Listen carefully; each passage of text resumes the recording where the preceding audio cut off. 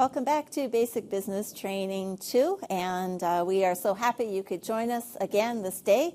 This is the day that the Lord has made. We will rejoice and be glad in it. And so we are thankful to be with you and thankful that you have chosen to hear this message today. And today we are going to be talking about shaping your brand. And specifically, we're going to be looking in on how to create your own vision statement, your own mission statement. And we will be doing some reviewing of goal setting. If you attended the Basic Business Training 1 course, you heard us talk about how to set goals, and this is an important enough area that we want to review that again to make sure that you are continuing on in the way that is best for your business in order to see it grow. But before we get into some of the details for this, we want to take a look at Luke 14, verses 28 through 30, and this is where Jesus describes counting the cost of being a disciple, and we also want to look at counting the cost of doing business God's way. Verse 28 of Luke 14 says, "But don't begin until you count the cost. For who would begin construction of a building without first getting estimates and then checking to see if he has enough money to pay the bills? Otherwise, he might complete only the foundation before running out of funds, and then everyone would laugh." Verse 30 says, "See that fellow there, they would mock. He started that building and ran out of money before it was finished." And so we know that planning is important. It's important in our faith and in understanding the cost of discipleship. It's also important in the work that we do. If you fail to plan, the saying is, you plan to fail. Let me repeat that. If you fail to plan, you plan to fail. And so we see that the idea of planning is so critically important, and this text is what's reminding us that we need to be doing this planning. And so as you continue to go through this, remember the importance of using your brain more than your back, of working smarter rather than working harder. And that means that you need to set time aside and attention aside to do some of this planning and counting the cost, and make sure that you are willing to take the risks that need to be taken in order to be able to see the opportunities for growth that are coming your way.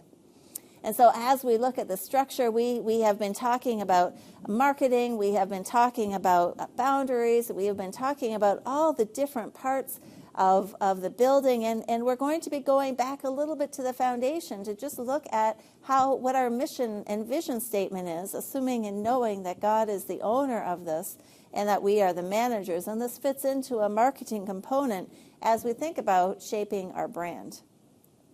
And so I want you to think about branding and what is your business's brand. And I know that when I've asked that question of others, I immediately see people shaking their head thinking, we don't have a business brand, we're just there doing our thing. And so I want us to dig a little bit deeper. And let's first think about someone that has an obvious brand. And one that comes to mind that I think most of us would recognize would be Coca-Cola. What is Coke's brand? What is it that you think about when you think of Coke's brand? Certainly for me, I think about the colors, right? We think about red and white, and that's something that's very obvious about Coke. I think even their style of script, the way they write their name, is something that even if you can't read the whole word, if you just saw the C and maybe a part of the O, you would guess that that is Coke. And so you think about the naming and the color of their packaging, of their product. You also think about the packaging that you have. You know that there's many different types of products. It comes in plastic bottles or glass bottles or in cans. And it's all very easily recognizable. The other thing, of course, is their advertising. And Coca-Cola has been around for many, many years, and they've had a number of different slogans that they've used. But for me and for what I'm remembering from Coca-Cola, the slogan that I remember is that it's the real thing. It's the real thing. And so that's Coca-Cola's brand. And so what I would love for you to do is to take a few minutes and think about your own brand. What is it that people think of when they think of your business, when they think of what it is you're providing? And think about many different things in that capacity. You want to think about your the vehicle, that maybe you have a vehicle and you have something on the vehicle that indicates the name of your business. You want to think about the products that you are selling and whether they are associated with your packaging, which then gets associated with your business. What are the colors that you use? What is the signage that you have? Customer experience is also part of your branding, and what is the word of mouth that gets stated about who you are? What about your business location? What does that say about your branding and where people can find you? The environment, the name of your business. Your employees are part of your branding. How your employees dress is part of your branding. And so there are many, many things that we think of when we begin thinking about our brand and our business's brand. And so brand is the name, the term, the design, the symbol, or any other feature that identifies one seller's product or service distinctly from that of other sellers. And that is one of the things that we want to continue looking at, is how can you differentiate yourself? How can people recognize what you are doing as compared to what others are doing? Now, there was a few things that I said in there that maybe you are thinking about, and those are some of the things we want to talk about. For example, naming your business. Many of you probably have a name for your business, but I'm thinking that some of you watching do not yet have a name for your business. And many of the businesses, the people that I work with, they have not named their business because they have a farm or they are selling from their garden, and so they haven't named it. Or maybe they have a little kiosk or a little place in a market, a bigger marketplace. They have a table there, and they haven't thought about naming their business. And yet naming your business is an important part of your business branding and your business's identity. And maybe it's not so important for the customer. Maybe the customer is just going to come to the marketplace and buy your things, and they don't really care whether you have a name or not. But the name is important for you. I think we know in many societies and cultures that naming is a very important process. It's interesting that God gave Adam and Eve the responsibility of naming the animals. And in part, of course, God could have named them, but as Adam and Eve named the animals, they began to develop a relationship with them. You have to come to understand something in order to name it. I lived in a country where naming a baby was a very important thing, and there was a whole ritual and ceremony about naming the baby, and each name that baby was given had meaning. And so naming our business is also important because it's a way to separate it from ourselves. It's a way to give it its own unique identity and to think about what is the best thing to name this business that other people will also come to know it as and understand what it is. But it's important even for our own psyche, for our own emotions, to imagine and know that this is a separate legal entity that we want to have life, to be viable, to be sustainable, to be able to grow. And so a business name should capture some of the following things. It should indicate what your product or your service is. It should be catchy and memorable, yet clear and concise. Difficult to get all those things in sometimes. It should be web-friendly, internet-friendly, and easily searched online. So if somebody puts in a certain word and that is your primary thing of selling, it should show up in the name. And it should go beyond local or familiar names that no one may remember. And that is something that I've seen a lot of. We love to name our businesses after our children. I've seen a number of people that use words that I have no idea, and I even think it's a foreign language, and I say, tell me, what does this name mean? And they said, well, we took the first 2 letters of everybody in our immediate family, and we made up that word. Well, that has rich meaning for them, and for them, they understand where it's coming from, but for a customer, I'm going to forget a name that has no meaning to me, that I can't even pronounce. And so make sure that your name is something that will be memorable for people. And don't constrain it by saying it's just for this small community, but also don't call it international if it's not international. And so be reasonable in the name that you pick.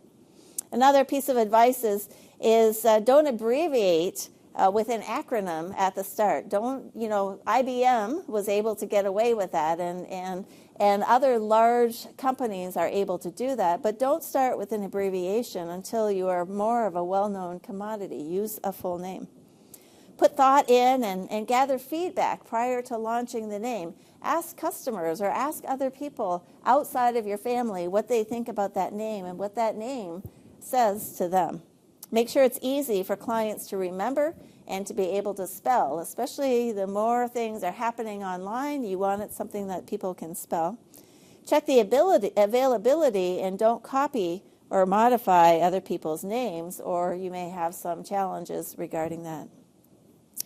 In your book, there's a couple of pictures of different names of businesses that I've taken over the years, and some of those are interesting names, shall we say. The one was a car mechanic shop, and it says the name of the business was OK Service. And I thought, I don't really want to take my car to a place where I'm going to get okay service. I want excellent service. I want the best service. So that one wasn't very good for me. There's another one where boring business solutions. I have no idea why it's called boring business solutions. Maybe somebody's name was boring. I don't know. But again, you want something that's going to invite passion and energy and not necessarily let people know that you will be falling asleep in this business because we are so boring. There's another one where the family name actually is Coffin, and they do construction. And so on the sign in front of the house that they're building, it says Coffin Construction. And again, I'm thinking maybe not be the wisest choice because I'm not sure I want to live in a house that could be a coffin for me. And so there are all these different opportunities or names that we can see that where things that people kind of just didn't check things out. Y.E. Starbutts is another one. Or women kickboxing kids on a kickboxing sign, and they put women and kids in the wrong placement. Or a funny one, I'm Hair for You, H-A-I-R for a hair salon. And that one's okay. It's funny. We get the point. But these are things that we need to take seriously and do some checking to see from people what actually resonates with them.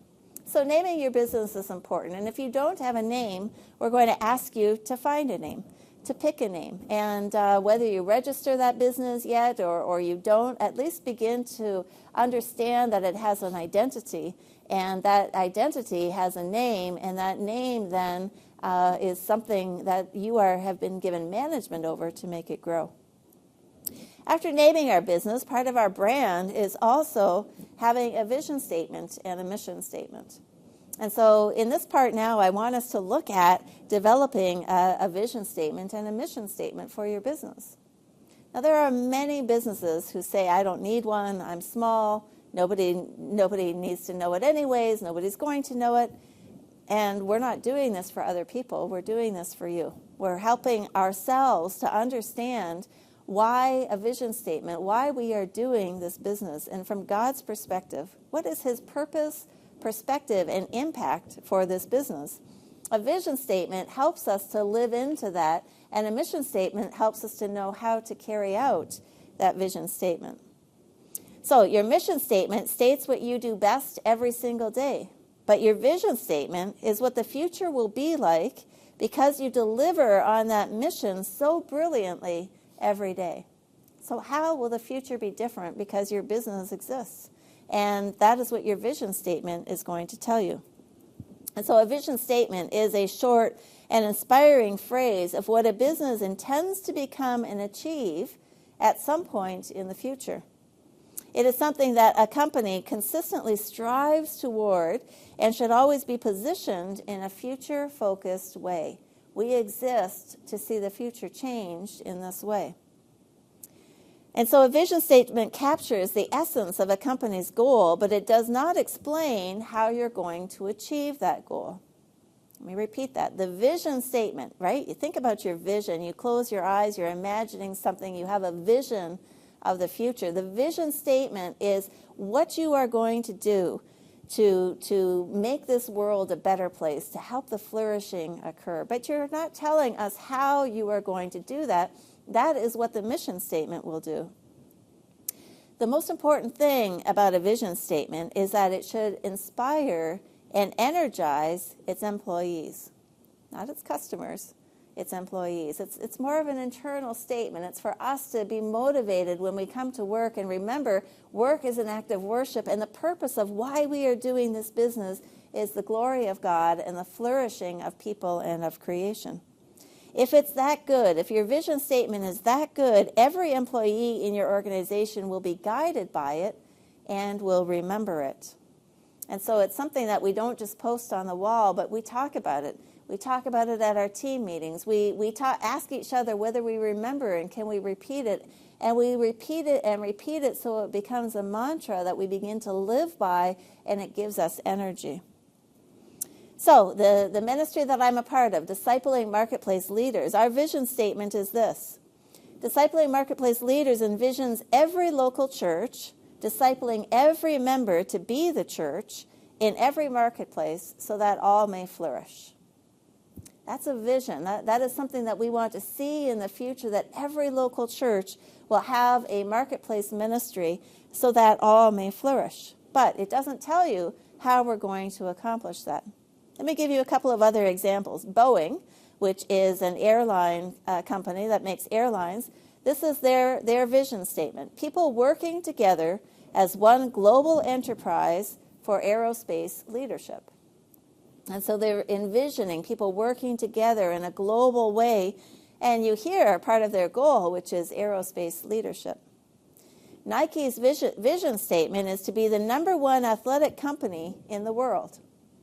Now, to me, that's not a very inspiring vision statement. I'm not trying to criticize Nike here, but it's great for them to be #1. But as an employee, does that really what gives me energy? And I would think that a vision statement in this case would be more inspirational. It would be to help equip people to be the #1 in doing their sports or in feeling good about their body. And I'm not writing their vision statement, but here that's another example.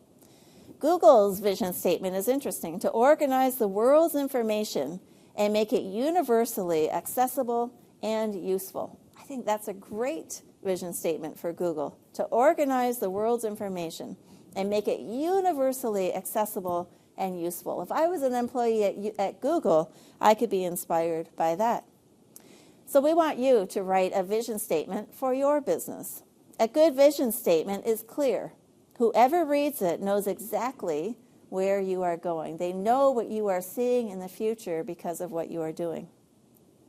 A good vision statement is dynamic. It should inspire your employees. It should meet your customer needs and create a profit for your business. It's going to help you understand how you're going to do all of that, because the vision is going to be in the future and will be different. A good vision statement is also simple. The more concise it is, the more likely it is to be remembered. And so in a few minutes, we will talk through how to do some of that. But right now, we also want to look at the mission statement. And so the vision is what will be different in the future because you exist. The mission statement now tells us how we are going to go about achieving the mission statement. And so the mission statement states what a business does best every day in order to accomplish its vision statement. A few minutes ago, I told you that the vision statement for Discipling Marketplace Leaders is that it would help every local church have a marketplace ministry so that all may flourish in the marketplace. Now, our mission statement should tell you what we are doing to accomplish that. And it says this: Discipling Marketplace Leaders educates, equips, and empowers the local church to establish a ministry that disciples every believer to live out work as worship and mission. And so you can see that it says very specifically what we will be doing to achieve that vision. There's going to be educating, equipping, and empowering so that a local church has established a ministry. And so the mission statement tells us how we will carry out the vision. The mission statement should say who you are. It should give the name of your business. It should say what you are doing, what products or services you provide, why you are doing it, how this business reflects your values, with whom or for whom you are doing the business, so who the customers are, and how you are doing it, how you are delivering your product, and where you want to go. And so if you're familiar with taking English classes, you would have heard the 5 W's, the who, what, where, when, why, and how. And that fits into your mission statement.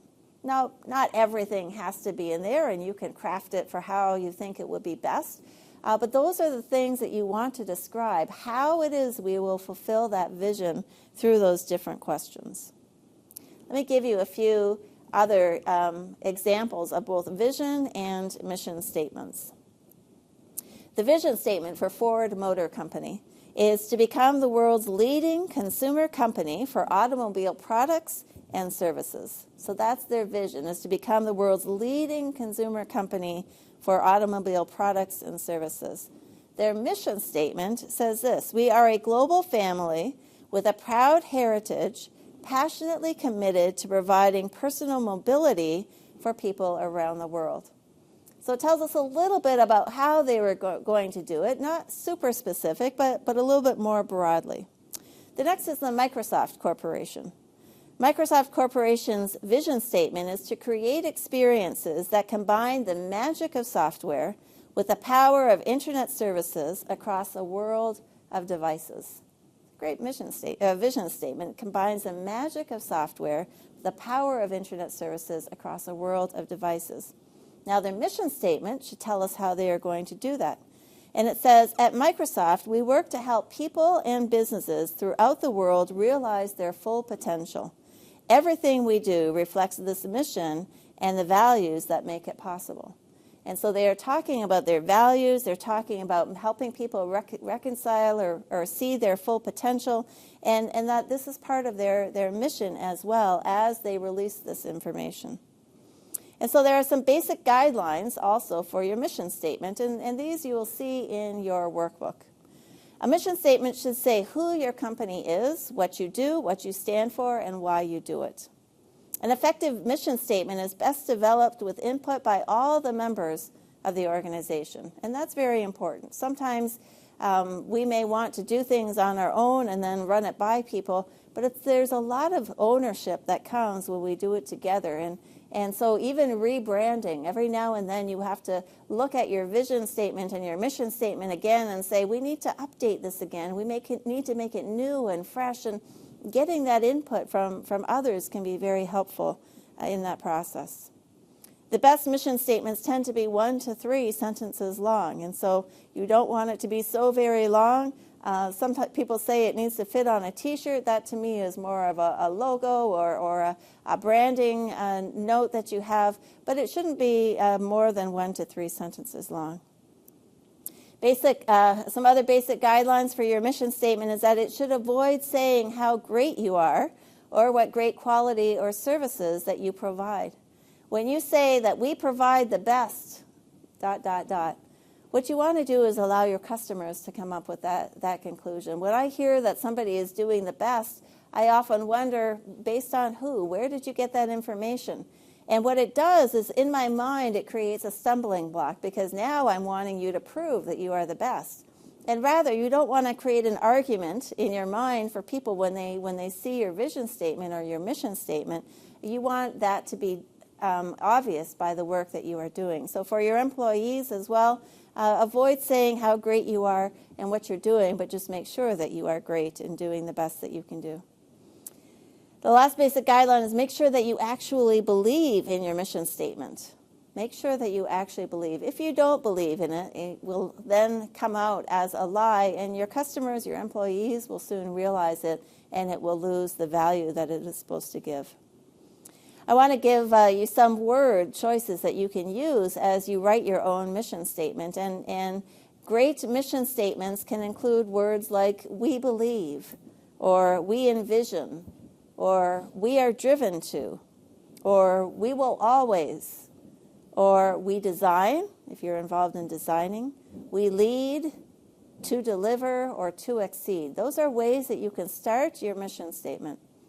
And so when the session is over today, I hope that one of you will avail yourself for the whole group to help you write your vision statement and your mission statement. Again, have them talk with you and think through and write together what will be different in the future because you exist, and then how are you going to go about doing it. In your workbook, you will see a matching activity for the different mission statements, and you can see that there are 5 different mission statements that are there. And these are really more fill in the blank. And so you can do that on your own if you want to pause. Otherwise, I'm just going to walk us through that. And you can see that the 5 different businesses or organizations, the first is Coca-Cola. The second is the Soul Food Pantry. The third is Google. The fourth is Angel Hair Salon. And the fifth is Comfort Designs. And so as I read this first one, I want you to think which of those businesses would be the one that you would fill in the blank there. And so the first one is blank, whatever of the 5 names we just listed. This company will change the way you think about a haircut, committed to providing full-service comfort, friendly staff, a relaxing atmosphere, and the best prices in town to give you an experience that will leave you glowing both inside and out. So which business do you think that is? Is it Coca-Cola? Is it the Soul Food Pantry? Is it Google? Is it Angel Hair Salon? Or is it Comfort Designs? And I hope that you came up with Angel Hair Salon because, of course, they are doing things for your hair. But you'll notice the little play on words that they had, that it will leave you glowing both inside and out, thinking back to an angel. But in their mission statement, the way that they are helping people to live with confidence and to experience, their inner beauty, even on the outside as well, is that they are providing full-service comfort, friendly staff, a relaxing atmosphere, and the best prices. That is how they are fulfilling their vision.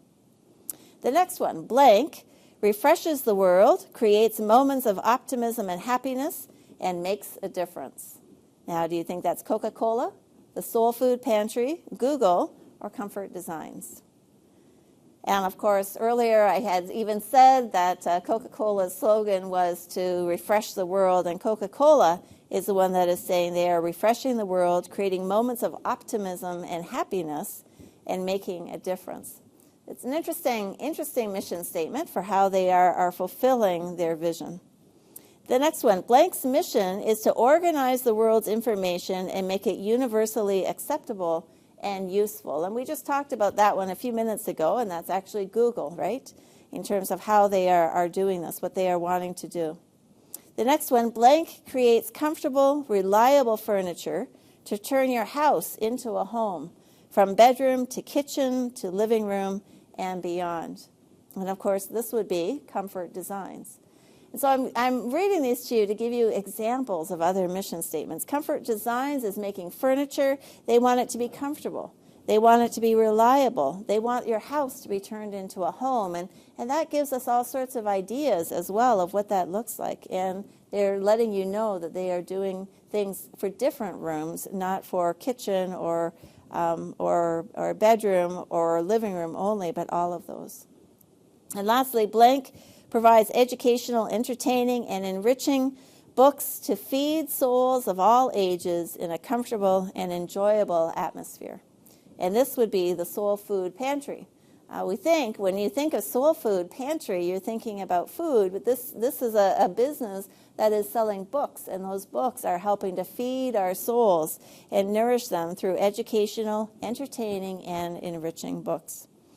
And so there's work that you can do for yourself as you think about what is the vision, what is God's vision for this business, and what does he want to see come through it. If I am baking bread, I'm envisioning that through my baking of the bread that people are leading lives with the energy and the sustenance that they need in order to be productive in their days. And so I'm helping to make this world a better place by providing food that nourishes people. And so how I do that is making sure that it is healthy and nutritious and that it doesn't have a lot of chemicals in it for preservation, and it's something that will help people be able to do what they need to do. And so you can do that as well as you look at your mission statement and your vision statement. In the last few minutes that we have together, I want to look at goals again, and I want to really make sure that we are understanding that the purpose of our goals, as we take the vision statement, we develop the mission statement. As we take the mission statement, we now move towards our goals. And all of these are different points of action that move us closer to being what God has created our business to be. And so the goals express our end results, and they provide guidance for us for how we are to move forward. And remember that we talked about that goals should be SMART, and this is what is so very important. As you are writing your goals, we say that they need to be, SMART is an acronym. They need to be specific. The S is specific. The M, which means that you want to be as specific as you can. The M is measurable. How will you know that you accomplished your goal? And so you want to have a number in there. It should be, A is attainable. Can we do it? And remember that the A is really asking the question, can we do it? Is it possible? Is this something that can be done in the environment with the customers that are there, and so on? The R stands for realistic. Is it something that's realistic? Should I do it? I can do it. Doesn't mean I should do it. And so I have to think through that. And the last is that it's time bound, that we have a date put on it so that we know what it is, when it is that we need to achieve this. And so we have asked you in the last course to do your business goals, and we asked you at that time to do business goals according to the quadruple bottom line. And if you remember, we asked you for the great commitment to have economic goals. I want you to pull out those goals that you wrote for that class and to see how you're doing with those. And maybe you need to add or change, or maybe you fulfilled one already. But how does God want you to be fruitful and to multiply your business? What are the things that you can do in order to help you to grow economically? The second goal that we want you to write out is an environmental goal.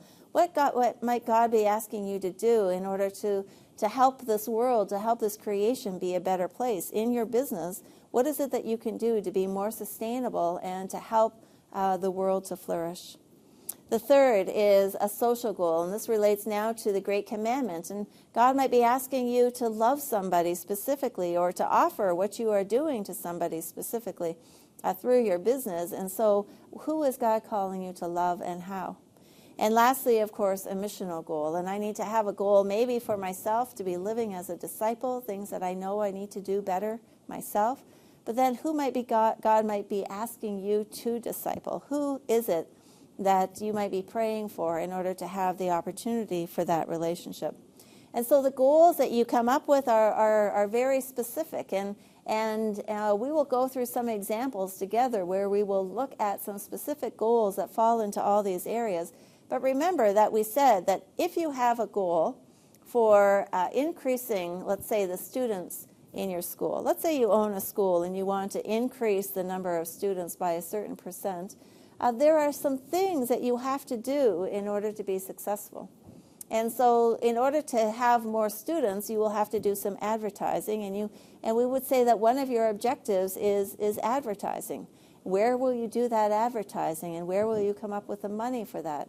Those are strategies that you will have that will help you achieve the objective of doing the advertising to help you reach the goal of adding to the number of students. Now, to add to the number of students, you might also want your current customers, your current parents, to help you through word of mouth. And so that you may do some one-on-one meetings with them, and you may need to talk about the visions and the plans and the opportunities of the school and cast a vision for that. And so that's a separate objective, and so on. And so as you think about your goals, as you pull out your goals from the last course, I want you to look at them and to see, where is it that I need to be doing some changing? And did I stay on course? And if I didn't stay on course, why not? What do I need to change in order to adjust ourselves? We'll continue to talk about goals and mission and vision statements as we move forward. But your assignment in this class, after the end of this session, is to talk through a mission statement, a vision statement, and create that for yourself. And then begin to look at your goals again. And remember that without a path, it will be very difficult for you to find success. We have to create that path and keep moving down it in order for us to know that we have accomplished what God has given us to do. Thank you so much for your time again, and I look forward to seeing you next time. God bless you.